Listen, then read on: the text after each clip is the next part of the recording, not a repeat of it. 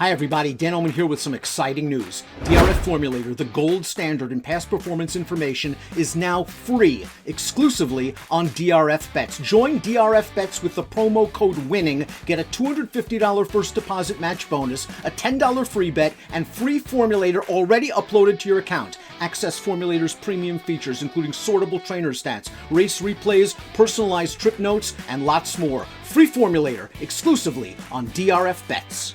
Hi everyone, I'm David Aragona, and welcome to the April 26th edition of Horses to Watch, where we carefully analyze trips from the last week, looking for horses that might have encountered adversity and could be worth betting back when they run back in the future. This week I've got 3 replays to show you from last weekend at Aqueduct, 1 dirt race and 2 turf races. We'll get to the turf races in just a bit, but I want to begin with one of the dirt races from last Friday, April 22nd at Aqueduct. It is race 3, an optional claiming 80,000, non-winners of 3 other than the allowance condition for fillies and mares going 6 furlongs. Let's break these runners from the gate, and I want to focus on the number 4, Rosa Veloce. This is just a 5-horse field, as you can see, but I do want to note what was going on with the dirt track at Aqueduct this past week. Throughout the week, from Thursday through Sunday, we saw a clear pattern emerging where horses that were riding the rail and horses who showed speed appeared to have an advantage. It wasn't the kind of pronounced advantage where you saw horses going off to win by double-digit margins with no prior form just because they rode the rail, but it did appear that there was a clear pattern of horses riding the inside and having a slight advantage that allowed them to win races or achieve a higher place than they might have otherwise. So the number 4, Rosa Veloce, you can see moving around the far turn here. She was highlighted a little bit after the start. She is racing 3 wide and about 4th towards the back of the pack, and this is one of many races from last week at Aqueduct that was dominated by horses that were forward and on the rail. The number 1, Miss Brazil, was a big favorite in this race. She rides the rail to victory, no surprise there, but you can see Rosa Veloce entering the stretch here. She is 4 wide coming off the far turn. That was just not an ideal trip this past week at Aqueduct, and you can even see coming through the lane, the horses that are racing in the center of the track are just spinning their wheels going nowhere, and even a horse that had come under pressure early on the far turn, that horse in the pink silks, the number 3 coming up the inside, she's going to grab second in this race, even though it didn't look like she had that much momentum coming into the stretch. So Rosa Veloce, a horse that was widest of all in this optional claiming event, I think is one that you do want to follow in her next start. She's been in great form for trainer Ray Handel, but she was claimed for $80,000 out of this race, the only claim out of this optional claiming event by trainer William Morey. So he's pretty good with his new acquisitions. This is one that I think could do well at this level in the future if she catches a fair racetrack next time out at Belmont Park.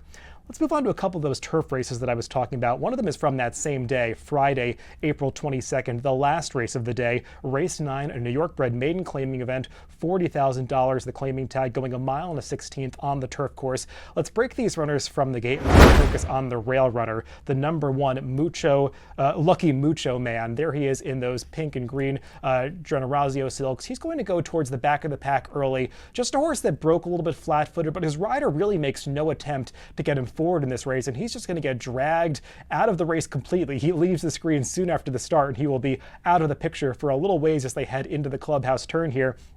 And I want to note how far back this horse is in the early going, because this is a race that did not feature that fast an early pace. And actually, horses that are forwardly placed in the early going are the ones that end up being successful in this race. The number 11, who was a bit of a price in this race, is going to be prominent throughout and win the race.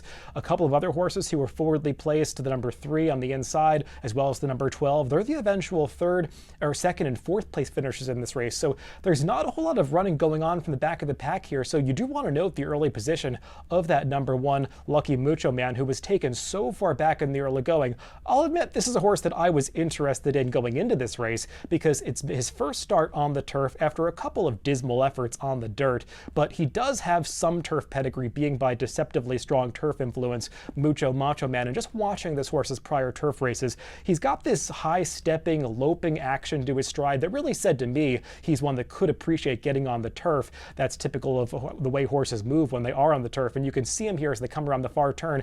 Jose Lascano finally starts to ask him for run, and he's going to make this looping move around the field, going 5 wide into the stretch, and there he is still last at the head of the lane, but he's going to quickly start to pass horses. Now, a lot of tired runners are the ones that he's going by, but he kicks into gear, and I was looking at the Trackist data for this race.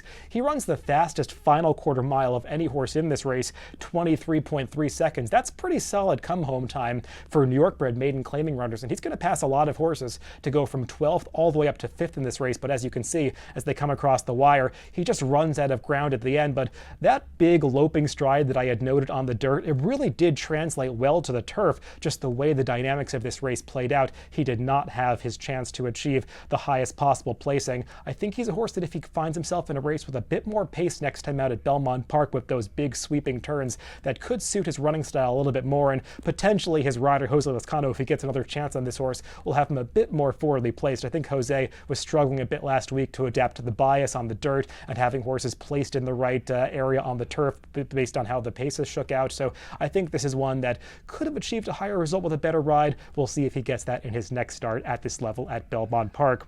Let's finish things up with one more turf race, fast forwarding to Sunday's card at Aqueduct. Again, this is the last race of the day, race 9, a New York bred maiden special weight event going 1 1/16 miles on the turf. Let's break these runners from the gate, and I want to focus on number 3, Saratoga Sky. And note this horse right as they come out of the gate, because he's going to get slammed between horses. He's highlighted right there, and you can see horses come over on him from both sides there, and then again right here. He just gets completely sandwiched between runners, steadied to the back of the pack, and after encountering that trouble, you can see his rider leaning all the way back on the stirrups. Look at the angle of his rider, Eric Cancel's back, as they move past the stands for the first time.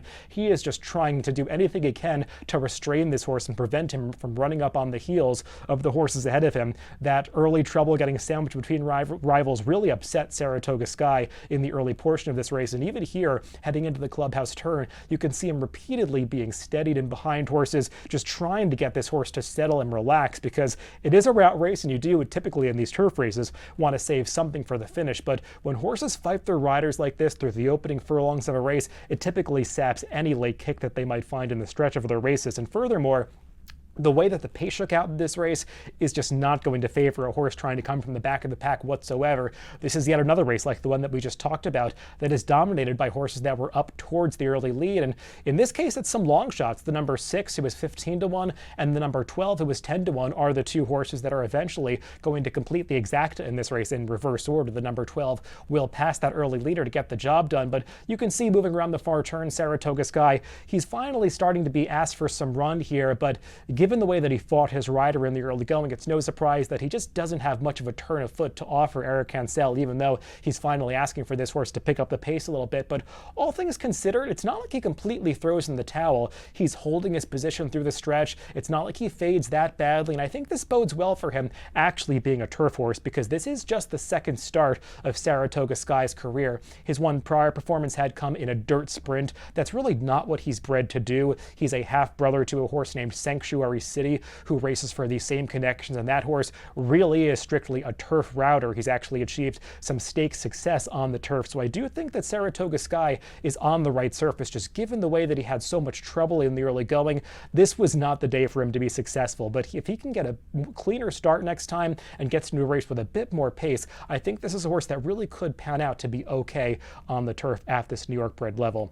So those are all the horses to watch from this past week. If you want to follow any of these horses in the future, just add them to your horse watch on DRF.com. You can get watch mail, email notifications when these horses run back in the future. So thanks for tuning in to this edition of Horses to Watch, and make sure to catch future episodes on upcoming Wednesdays.